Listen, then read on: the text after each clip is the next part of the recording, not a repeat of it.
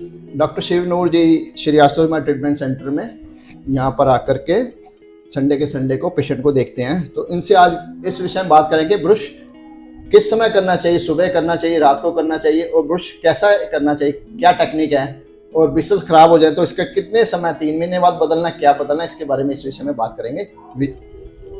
सभी को नमस्कार। और आज हम बात करेंगे कि हमने अपने दांतों की सफाई कैसे करनी है और ब्रश कैसे करना है।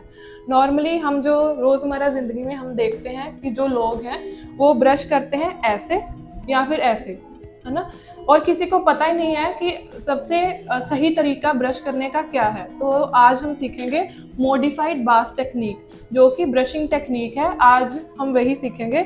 मॉडिफाइड बास टेक्निक में क्या होता है कि जो ब्रश है हमेशा सर्कुलर मोशन में करना, मतलब गोल गोल ही करना चाहिए, ऐसे सर्कुलर मोशन में। और जो हमारा ब्रश है वो 45 डिग्री के एंगल में होना चाहिए। और ये मेक श्योर करना है कि हर जो कॉन्टैक्ट एरिया है दांतों का, उनमें हमारे ब्रश के ब्रिसल्स जाएं और वहाँ से प्लाक रिमूव हो जाए। जैसे कि ये सामने वाले दांत हैं, तो इनमें हम ब्रश कैसे करेंगे, ऐसे ब्रश को रख के सर्कुलर मोशन में अगर हम ब्रश करेंगे तो जो भी सारे जर्म्स हैं, प्लाक है, वो सारा रिमूव हो जाएगा यहाँ से।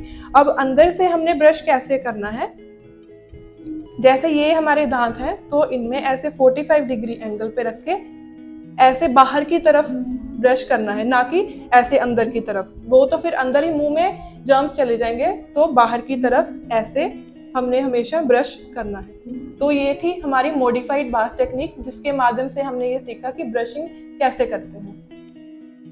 रात को ब्रश करके सोना चाहिए?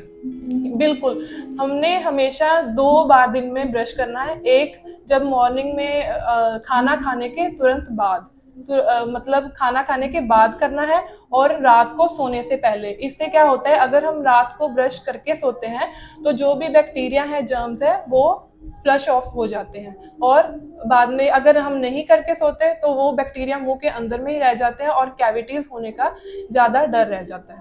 जैसे ब्रिसल्स खराब हो जाते हैं, ऐसा ब्रश करना चाहिए कि नहीं करना चाहिए? जी, ये 2 तरह के ब्रश हैं, आप देख सकते हैं।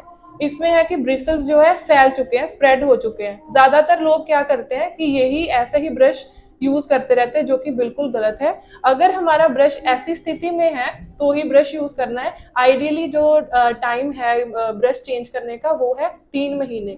हर 3 महीने के बाद अगर आपके ब्रिसल्स खराब हुए हैं या नहीं हुए हैं, हमने 3 महीने बाद ब्रश चेंज करना ही करना है। और ऐसा ब्रश अगर 3 महीने बाद खराब हो चुका है तो चेंज करने की आवश्यकता है। हार्ड ब्रश करना चाहिए कि सॉफ्ट करना चाहिए? हाँ जी, हमेशा जो है ब्रश आपका सॉफ्ट होना चाहिए, क्योंकि अगर हम हार्ड ब्रश करते हैं, हार्ड ब्रश से क्या होता है, आपके मसूड़े भी छिल सकते हैं, उनमें खून आ सकता है, और दांतों में सेंसिटिविटी की समस्या, जैसे ठंडा लगना, गर्म लगना, ये समस्या हार्ड ब्रश करने से आती है। तो आवश्यकता है हमें हमेशा सॉफ्ट ब्रश यूज करें। ये जो ब्रश है हमारे श्री आशुतोष महाराज जी ट्रीटमेंट सेंटर में अवेलेबल है। बहुत ही सॉफ्ट ब्रश है, और इससे एक तो सेंसिटिविटी भी नहीं होती दांतों में, ना ही मसूड़ों को कोई प्रॉब्लम होती है। तो यही ब्रश यूज करें। कई लोग कहते हैं दांतों में दर्द होता है, तो ये दांतों में दर्द होता है कि मसूड़ों में दर्द होता है? जी, दर्द भी मसूड़ों में भी होता है और दांतों में भी होता है। ठीक है, दांतों में दर्द तब स्टार्ट होता है जैसे बच्चे या फिर बड़े कोई कैंडीज खा लेते हैं, टॉफीज का अनुपान करते हैं, तो उससे क्या होता है, कैविटीज बढ़ती हैं। जब कैविटीज बढ़ती हैं तो दांत के अंदर जो पल्प होता है, मांस होता है, वहां तक कैविटी अगर जाती है, केरीज जाती है, तो उससे क्या होता है, दर्द स्टार्ट हो जाता है। और मसूड़ों का भी जैसे खून आने की दिक्कत होती है, उससे क्या है, कैसे हम उसका सोल्यूशन है कि श्री आशुतोष महाराज जी ट्रीटमेंट सेंटर में 2 चीज़ें अवेलेबल है। एक तो दंत शुद्धि पेस्ट और दूसरा दंत शुद्धि मंजन।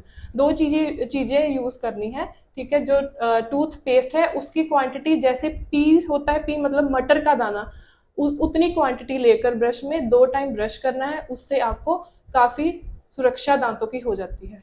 मंजन करने का क्या फायदा है? बहुत लोग मंजन नहीं करते। मंजन जैसे हम आजकल मार्केट में माउथ वॉश भी आता है, माउथ वॉश की जगह के भी हम मंजन यूज कर सकते हैं। जैसे गम पेंट आती है, गम पेंट की जगह पर भी जैसे हमने अपने मसूड़ों की मसाज करनी है तो हम उससे दंत मंजन से अपनी मसूड़ों की मसाज कर सकते हैं। इससे क्या होता है, जो भी प्लाक है, जो भी कैविटीज हुई हैं, केरिस हुई हैं, इससे कम होती है। प्लाक का आम लोगों को पता नहीं होता, उसका थोड़ा विश्लेषण कीजिए। जी, प्लाक होता है जैसे हम खाना खाते हैं तो खाना हमारे दांतों में स्टिक हो जाता है, फंसा रहता है। ठीक है, हम ब्रश नहीं करते, काफी लोग होते हैं कि काफी समय तक ब्रश नहीं करते, काफी दिनों तक नहीं करते। जो वो जर्म्स होते हैं, खाना फंसता रहता है अंदर, वो प्लाक के रूप में, उसको हम प्लाक कहते हैं। तो वो हम टूथ ब्रश करके, अपना दंत शुद्धि पेस्ट यूज करके, दंत शुद्धि मंजन यूज करके उसको हम रिमूव कर सकते हैं। कई लोगों के मुंह में बदबू बहुत आती रहती है। जी, उसका भी यही हल है कि आप रेगुलर ब्रश करें और जो दंत शुद्धि मंजन है उसको यूज करें। और कई लोगों में हमने देखा है, बहुत से लोगों में, कि वो दांत तो साफ कर लेते हैं लेकिन अपनी जीभ साफ नहीं करते, तो वो भी बहुत बदबू की मेन प्रॉब्लम है। तो हमें ये अपने दांतों के साथ साथ अपनी जीभ की भी सफाई करनी चाहिए। मार्केट से टंग क्लीनर मिल जाता है जिससे हमारी जीभ साफ हो जाती है। तो आज ये डॉक्टर शिवनूर जी ने हमें विश्लेषण किया दांतों के बारे में, वह ब्रश कौन सा टेक्निक और कैसे करना है। तो हमारे यहाँ श्री आशुतोष कुमार ट्रीटमेंट सेंटर में इम्प्लांट भी किया जाता है, आरसीटी भी की जाती है और दांतों की क्लीनिंग भी की जाती है। तो प्रत्येक रविवार को 10 बजे से के बाद 2 बजे तक आप यहाँ पर आकर के अपना ट्रीटमेंट भी करवा सकते हो। आरसीटी भी बहुत नॉमिनल रेट है और इम्प्लांट भी करते हैं। बाहर विदेशों से, अमेरिका से, इंग्लैंड से, कनाडा से बहुत से लोग यहाँ से आकर के इम्प्लांट करवा रहे हैं और बहुत सस्ता पड़ता है मार्केट के हिसाब से।